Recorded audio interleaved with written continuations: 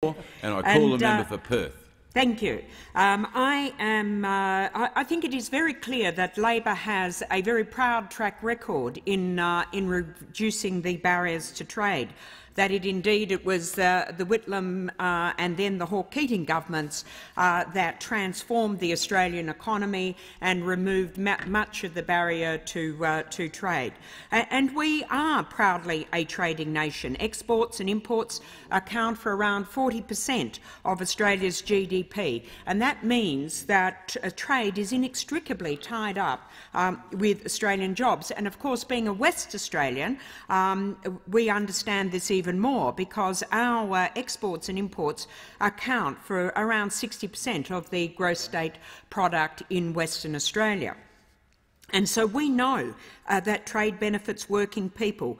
It contributes to economic growth, and it provides benefits by improving productivity. It opens our community up for better paid and more rewarding and more secure jobs, and it benefits working people by delivering lower prices and greater choice for the community. It also, of course, improves interdependency in the world, which of course increases security for all. But because we are pro-trade does not mean that we cannot have a sophisticated conversation about what we can afford to trade away. And I look at the three trade agreements that have been approved to date, and there are areas that do cause us concern. The approval of the investor-state dispute resolution provisions, of course, are of grave concern to us.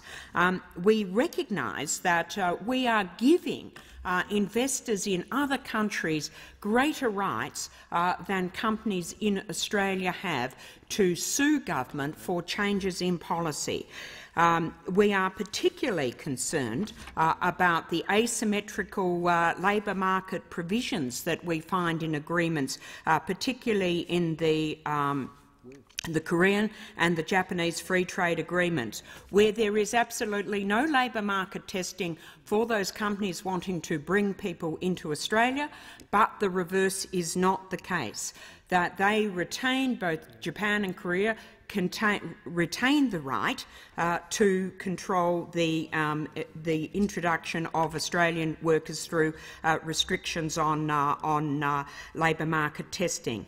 The agreements, there are also, while the term contractual service provider is used both in the Korean and the Japanese agreement, its definition varies significantly depending on the country where the workers are from. So generally speaking, when we go through that agreement, we see very different sets of rights applying. We are very concerned about the impact of the ISDS, these investor-state dispute resolution provisions, will have on the prices of medicines. And indeed, what we're seeing, the leaks that are coming out in relation to the TPP recently, show that there will be a number of ways in which the TPP can threaten affordable medical prices of medicines in Australia, and will limit our capacity to continue to deliver those benefits for our community. Food labelling, of course, is also clearly shown to be a problem in some of these provisions, and that we see that it is quite possible that Australia could be sued if it sought to introduce food labelling, source and manufacture, if a foreign company sees that their sales have dropped after that labelling was introduced. Now, we see, very interestingly, over the weekend that the Republican-dominated US Congress has refused to fast-track the Trans-Pacific Partnership Agreement. They recognise that there is indeed real challenges in these agreements that we must indeed be very, very careful about. Now, I think it is really what I am concerned in this parliament, that we are seeing a dumbing down of the debate.